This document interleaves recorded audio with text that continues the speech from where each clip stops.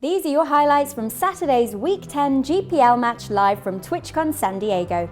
Scott Ball of the Las Vegas Moneymakers had a lot of pressure on his shoulders and needed to take down the 9 points versus Thiago Nishijima of the Sao Paulo Mets. Ball took the early lead in the first match of 3. Hand 6 saw Scott with King 10 and top pair versus Thiago's top pair and flush draw.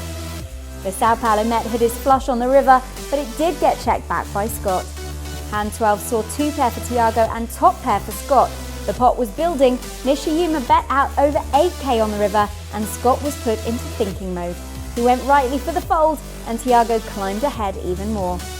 Hand 13 saw Ball all in on the river with Queen 4. Thiago made the correct call with Ace 8, which meant he took the first 3 points of the night. Into Game 2 and Scott Ball was desperate for points, but could he get any in this game? Hand 9 saw Thiago hitting the flush on the river after Scott had made his straight already on the flop. Ball went for an overbet of over 8k on the river. Thiago shoved all in on the river, Ball called and was crippled.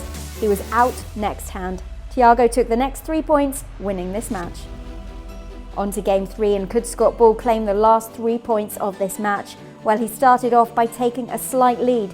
Hand 15 saw 2 pair and a flush draw for Thiago versus Ball's Jack 10. The Sao Paulo Met went ahead again in this third and final game. Hand 39 was 7s for Thiago and Jacks for Scott. It meant that Scott was able to almost cripple Thiago, but not quite.